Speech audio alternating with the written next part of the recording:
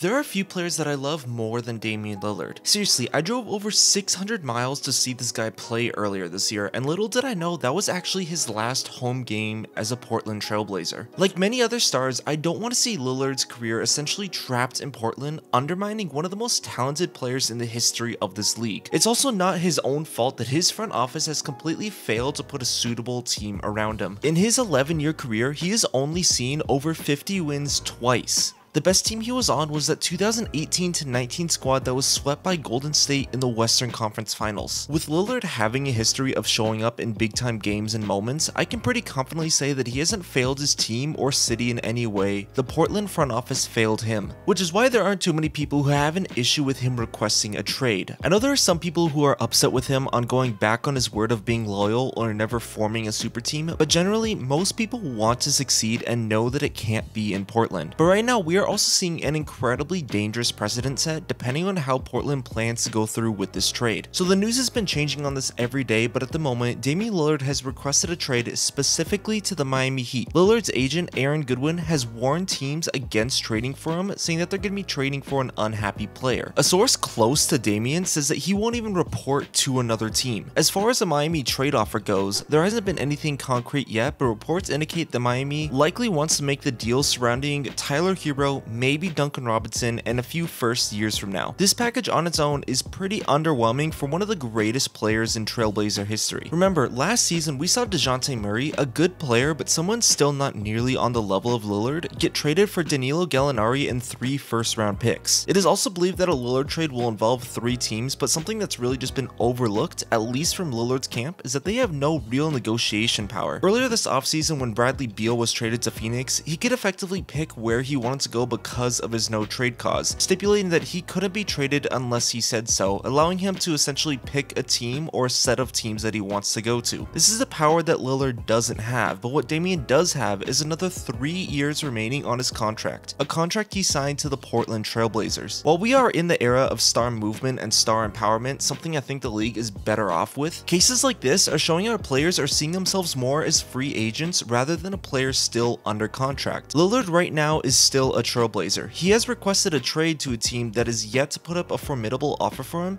and his camp is basically telling the entire league, don't trade for him, he is not going to play for you. Do you do good by your franchise legend and trade him to where he wants to go for a lesser package? Or do you wait it out because in reality, you have all the power here? With Lillard now threatening to sit out the season, it puts Portland in an interesting spot. You're obviously not going to trade him for nothing, and you don't have a chance at winning anything next season. What you do have is the number 3 overall pick and someone who plays the exact same position as Lillard, a rookie with high potential who may have more of a chance to grow without Damian on the court. Portland wants a tank and they want Scoot and their other young players to develop. 2 things that can happen best with Lillard being traded, or that can happen with him just sitting out. At the time I make this, Portland has yet to make a trade yet, and honestly I'm glad to see that they're not pulling the trigger on something that would set the franchise back, but regardless of how this exact situation plays out, it could still set a dangerous precedent with the league. Look at some of the more notable superstar trades that we've seen recently, such as like Chris Paul to the Rockets or Anthony Davis to the Lakers. While they wanted out and had issues with their respective franchises, the reasons behind their trades were different. They had informed their teams that they weren't going to be re-signing with them, so a trade worked out best for both parties. It gets the player to a new team quicker, with the original organization still retaining some sort of value from their lost star. While the Davis trade specifically had some controversy and tampering allegations surrounding it, Davis also didn't say that he would only play for the Lakers. He wanted to go towards a contender, and there were obviously connections towards LA, but he wasn't refusing to go to a place that wasn't the Lakers. So these players had some actual leverage and gave their franchise a real reason to trade them. But if Lillard is traded to Miami for pennies on the dollar, this is going to set the precedent that a player can simply just want out of a franchise and refuse to play until they go to the one team that they want. Obviously, if you're Portland's front office, that can make it hard to make a good deal. Regardless of the resolution of this situation, I really hope that the NBA investigates into this a little bit more, albeit a fine is just the cost of doing business in this case. The other thing to consider is how this stacks the cards against more small market franchises. Teams who who have been historically bullied by the league and can often see themselves losing homegrown star talent. While restricted free agent contracts are to protect against a player leaving after their rookie contract, if an RFA has the ability to sit out, just pay the fine, and wait until they're put into a better position, how is any of this helping smaller teams? Not to mention, depending on how this situation ends, it kind of makes me curious if it can change Lillard's Trailblazer legacy. I think it's safe to say that there aren't a lot more players that mean more to a franchise or city than what Lillard means to Portland. He has an immense respect from the city, and his legacy is undoubtedly great, but he is also currently forcing himself out in a manner that can leave a bad stain on one of the greatest legacies in recent history. I have nothing against star players wanting out when a franchise fails them, and I have nothing against Lillard trying to set himself up to win, nor do I have anything against the Miami Heat for that matter as well. But I also am worried that this can cause other disgruntled players, even ones without no trade clauses, to just refuse to play for a team and just take the fines until they get the trade that they want. While I hope that each side can make a deal that they're happy with, I have a feeling that not all parties are going to be completely happy following this trade. But anyways guys, that is it for this one. If you liked the video, hit the like button and subscribe as we're so close to hitting 1K, but that is it for this one, and I will catch you guys later.